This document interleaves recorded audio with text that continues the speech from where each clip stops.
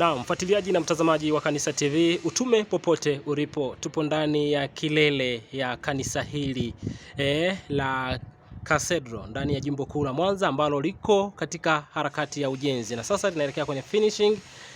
Leo mahujaji wa Mtakatifu Rita Acacia tumekuja kufanya ziara hapa au kufanya hija hapa katika kituo hiki cha hija cha Wekamo, na moja kati ya kituo tulikopitishwa ni hiki linapojengwa kanisa hili kubwa la kihistoria na la aina yake. Kwa namna historia tuliyopata, kanisa hili linajengwa kwa namna ambavyo asili ya eneo hili ni Wasukuma.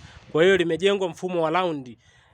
Kipindi hicho wafalme wa kipindi hicho walikuwa wanakaa nyumba za raundi. Kwa hiyo kanisa hili limejengwa mfumo wa raundi, na kama unavyoliona ni moja kati ya kanisa kubwa sana kwa mimi, kwa vile nilivyozunguka maeneo mbalimbali Tanzania, naweza kusema hili ni mojawapo ya makanisa makubwa sana kwa nchi yetu ya Tanzania. Basi hili kanisa lina sheheni vitu vingi sana, na hili kanisa moja sifa yake linachukua watu 5000 kwa wakati mmoja wa ibada. Hii ni bonge la mshangao mkubwa sana kwa makanisa yanayojengwa sasa hivi.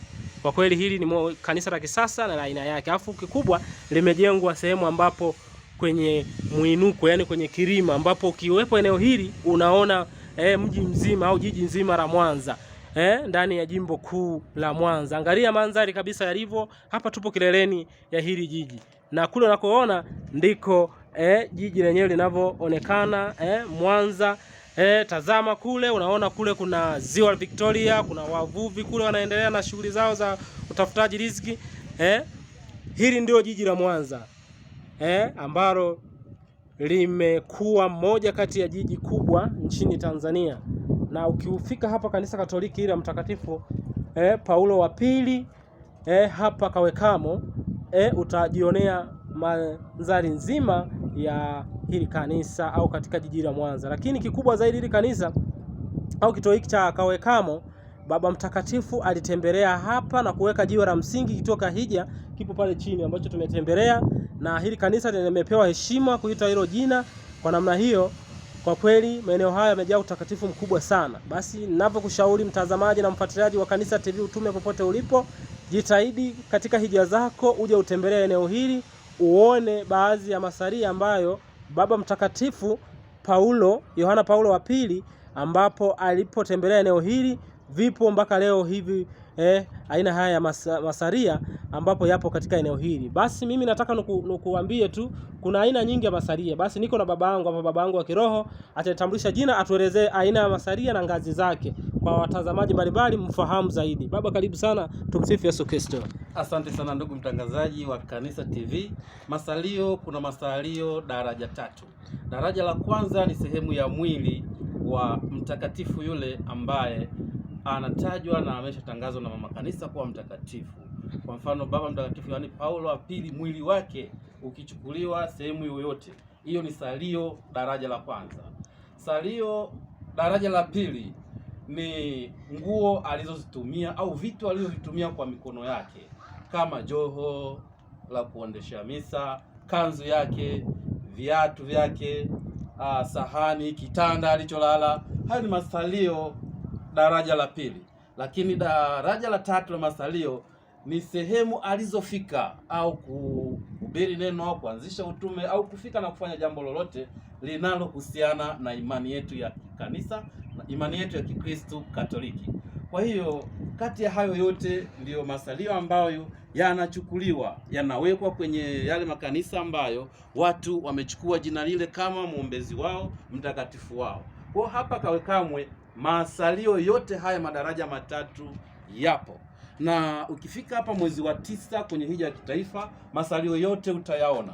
Lakini pia kuna masalio ya watakatifu wengine kama masalio ya Mtakatifu Antoni wa Padua na masalio ya Mtakatifu Andrea Bassetti.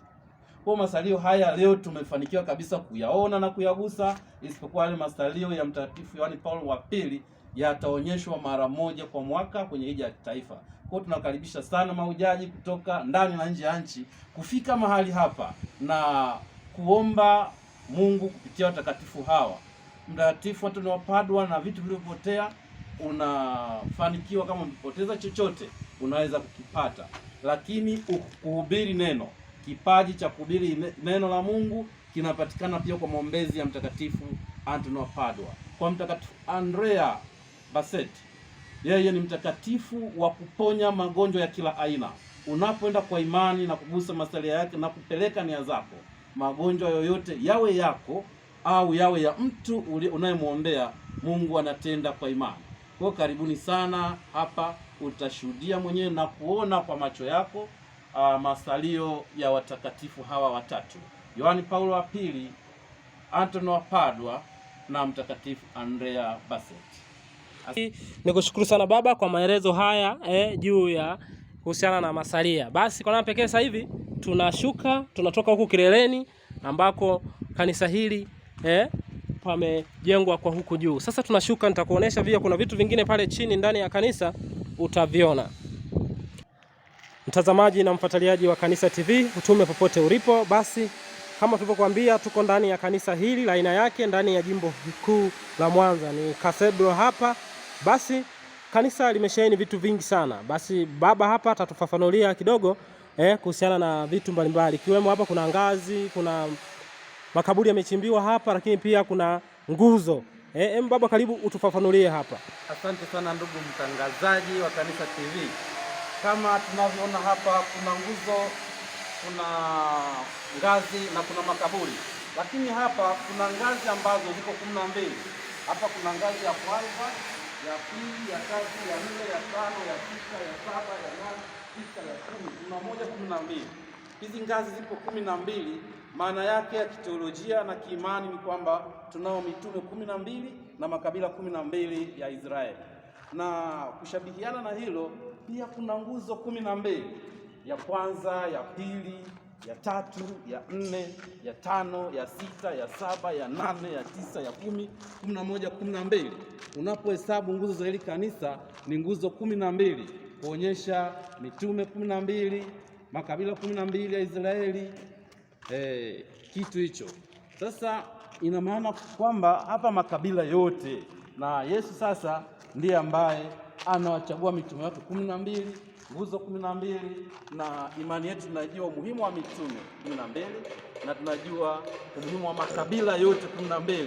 Kwa sisi katika ubatizo tunafuata imani hiyo ya asili kabisa. Lakini ndani ya kanisa hili, ndugu mtazamaji, kuna makaburi 8. Makaburi 8. Upande wangu huu wa kulia kuna makaburi 4, lakini upande ule wa kushoto pia kuna makaburi 4. Jumla ni 8. Makaburi haya hajazikwa bado mtu yoyote, na kimsingi ni makaburi yaliyotengenezwa kwa ajili ya kuwazika wahasha maaskofu wetu. Sasa unapoangalia katika vipindi maaskofu wanapoongoza jimbo hili mpaka wafike maaskofu 8 waliokufa, kanisa hili litakuwa limetimiza zaidi ya miaka 100. Kwa hiyo kiafrika inaweza ikashangaza watu wengi kwamba hatuna utamaduni wa Afrika kuandaa makaburi kabla hatujafa, lakini huu ni utamaduni sasa ambao tuondokane nao na tusiogope kifo. Ni kwa sababu Mwafrika anaogopa sana kifo. Sasa kwa imani ya ufufuko tujue kwamba binadamu yoyote aliyezaliwa na mwanamke atakufa siku moja, na unapoandaa kaburi unataka kusema kwamba unajiandaa kufa kitakatifu. Lakini ukijificha sana kwenye kaburi hautaweza kujiandaa vizuri. Wakati mwingine utaona unaishi tu na kumbe unaweza ukafa ghafla au unakufa kuchelewa. Kwa hiyo unapotazama kaburi utaona unajiandaa pia maisha matakatifu. Na hata ile sala ya jioni tunapomuomba Maria, Yosefu na Yesu tufe kifo chema ni pamoja na kufikiria pia kaburi. Kwa hiyo maaskofu wetu ambao wanazikwa na makaburi yameshaandaliwa wanataka kutufundisha na sisi tuweze kutafakari juu ya kifo hata kama hatujui tutakufa lini. Kwa hiyo tunawajiombea kufa kifo chema kwa kuanza utamaduni sasa hata wa kuandaa kaburi, hata kuandaa jeneza letu. Kwa tusiogope kabisa, ndugu wasikilizaji na watazamaji, kujiandalia kifo chema hata kwa kuandaa kaburi letu. Asante ndugu mtangazaji. Baba, nakushukuru sana kwa maelezo haya kutuconnect na kiroho ili watu wafahamu zaidi, wasione tu kwa nini makaburi yanachimbwa na watu bado hawajafariki, lakini hii ni tendo la kiimani. Sisi wote wa Kristo bwana tunajiandaa. Safari yetu ni moja, ipo siku tutaitwa katika wito wetu. Kwa hiyo tukipokea huo wito wa kwenda huko, tuwe tumejiandaa, na ndio tukujiandaa mojawapo kuandaa maeneo letu la kupumzika kama hili, kwa sababu maeneo baba zetu wa kiroho watapumzika maeneo kama haya. Basi kwenye imani hii tulijitahidi sana, tusiwe na hofu sana. Kwa hiyo ni mambo ya kawaida sana katika imani.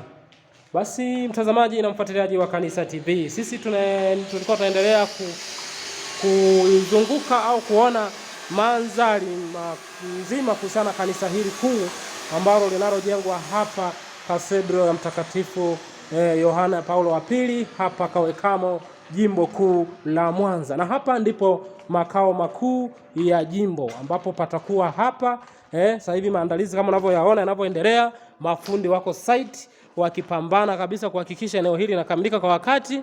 Kwa kweli Mungu awabariki sana kwa majitoleo yao, wanahakikisha kabisa eneo hili linakuwa sawa. Basi kwa mbele hapo unapoona hiyo ndo nyumba ya baba askofu ya kijimbo. Hapa ndipo eneo lake au nyumba yake ndo hapo.